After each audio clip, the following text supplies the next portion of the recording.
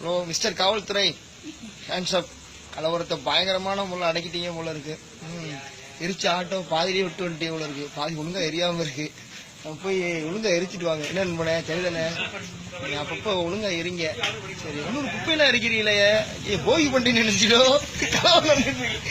போகி பண்ணி நினைச்சியோ போல இருக்கு. சரி அப்படியே வாங்க, எங்க ஏரியாவில் கொஞ்சம் கருவு முறைலாம் எட்டி வச்சிருக்கோம். ரொம்ப நாளா வந்து கொளுத்த முடியாம இருக்கோம். கொளுத்தி விட்டு போங்க. கலவரத்தை கிளடு கட்டியா பார்த்து அடிக்கிறீங்க. அவ்வளோ ஆசை.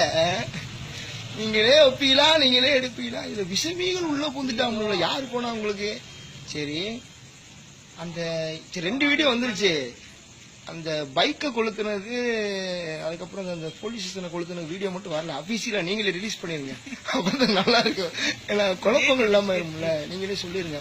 சரி, இன்னொரு நான் உங்க ஒரே ஒரு விஷயம் சொல்றேன், தயவுசெய்து எனக்காக செஞ்சிருங்க. ஒரு வைக்கப்போர் மண்டையை வந்து இன்னைக்கு பேசினா 5 மணிக்கு மேல எவ்வளவு செய்து மாணவர்கள் இந்த போராட்டத்தை கலைத்துக் கொள்ளணும் வேண்டுகோள் கொடுத்திருக்காப்புல. 25 வருஷமா திரும்ப வந்துட்டு அப்படில அவரு கோமால இருந்தவரு. தயவு செஞ்சு அவர்கிட்ட போங்க. அந்த பின்னாடி பிசிறு இருக்கும், பிசிறு இருக்கு இங்கிட்டு, அதை மட்டும் கொளுத்தி விட்டு வந்துருங்க. அதுவும் சரியா போயிடும். நீங்க வேற எதுவும் உங்களோட உண்மையில சொல்ற காவல்துறை செம்மையா வேலை செஞ்சிருக்கீங்க. இன்னொரு சொல்றேன், இது மாதிரியே தொடர்ந்து செய்யுங்க. கண்டிப்பா இந்தியா வந்து டிஜிட்டல் இந்தியாவா மாறிடும். ஏன்னா இப்ப எல்லா குப்பையும் அகற்றிடுவாங்க. மோடி வந்து உண்மையிலே ஆமா என்னமோ புதுசா சொல்றாப்புல. உண்மையிலேயே அவர் வந்து கமலஹாசனை கூப்பிட்டதுக்கு பதிலாக உங்களை கூப்பிட்டுருக்கலாம். ஏன்னா வந்து நீங்க நல்லா சுத்தப்படுத்துறீங்க, தூய்மையாக்கி விட்டுறீங்க. சரிங்களா? இது மாதிரி வீடியோ அடிக்கடி இது பண்ணுங்க.